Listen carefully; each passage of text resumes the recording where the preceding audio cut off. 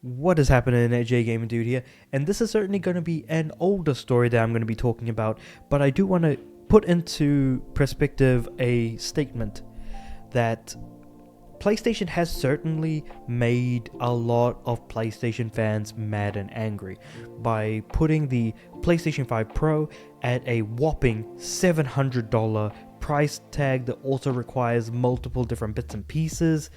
PlayStation also leaning into the whole live service aspect, even though myself as a PlayStation gamer, and I'm sure there's a lot of other PlayStation gamers that would much rather play single player games rather than multiplayer games. I feel like PlayStation and Sony have made a lot of mistakes, and we are incredibly angry at them, but the thing is that they're still the console frontrunner. Whereas on the Xbox side, Xbox has burned their fans so hard that, hey, we as Sony fans are we as fans of PlayStation are mad at PlayStation, but I feel like Xbox fans have been burnt so hard that they've become apathetic. To the point where it's just disinterest. The idea that you exist, and that's about it. I feel like it's easier to win over an angry fan than it is one that is apathetic. Because that sense of apathy just causes nothing but a sigh and sense of regret, ultimately. And it has no strong feelings either way.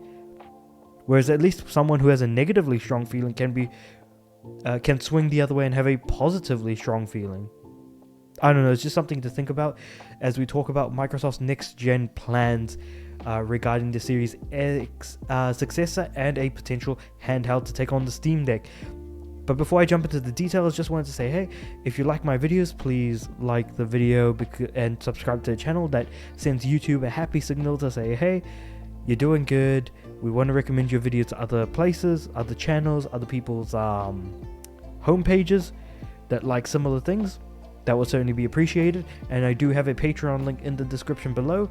I've got a single $1 tier if you want to toss a buck my way, because my channel is completely unmonetized because I haven't reached the minimum amount of subscribers. So hey, if you want to toss a buck my way, I would certainly appreciate it. But let's jump into Xbox's future plans in spite of what this generation has kind of done to Xbox fans.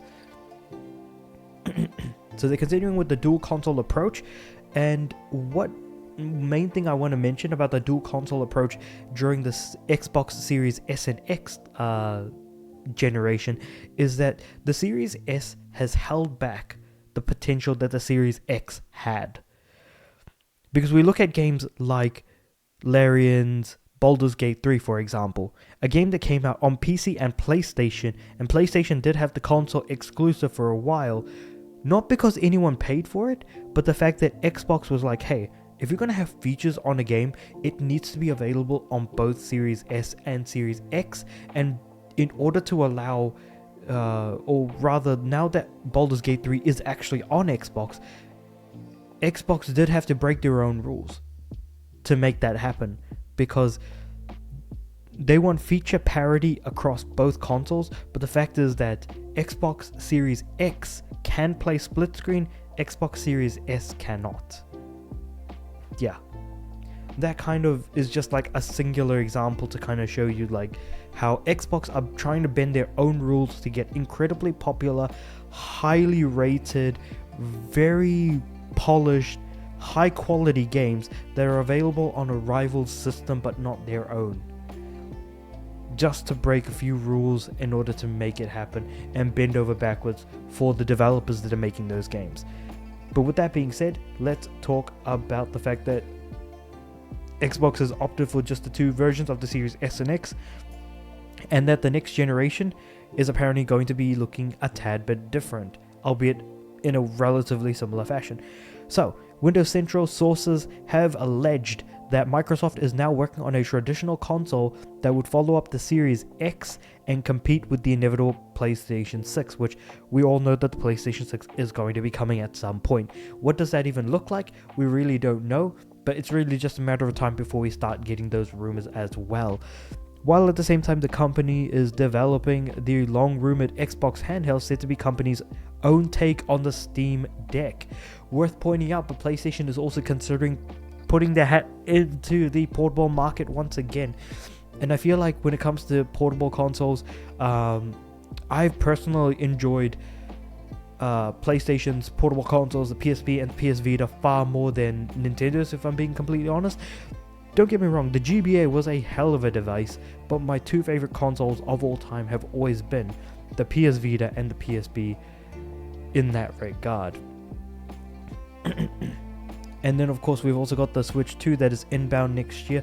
So with Xbox's appetite to want to try and jump into handheld gaming market, especially when we've got handheld PCs coming in and all that, it's going to be fascinating to see how this dual approach works, because it's not going to be like the PlayStation Portal where you're playing games through cloud, because cloud is only really available on the highest tier of Game Pass currently.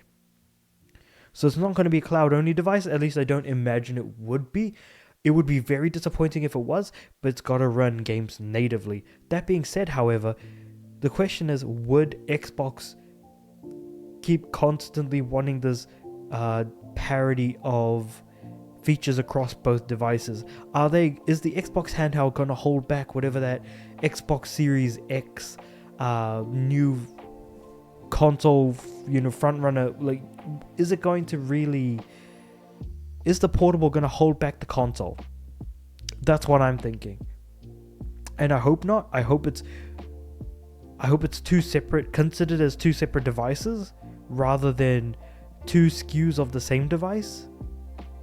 Because currently the Xbox Series S is one SKU of this current generation of Xbox, and then Xbox Series X is a higher tier SKU of the same console. I guess it's really just a matter of time before we do happen to get any sort of news, because Xbox seems to be wanting to start the generation before the PlayStation does. And I feel like the reason for that might very well be the fact that when the Xbox 360 came out before the PS3, it had a decent amount of time to get additional sales before the PS3 even launched in the market, though the PS3 did shoot itself in the foot by being priced at $600 USD when it came out in 2006.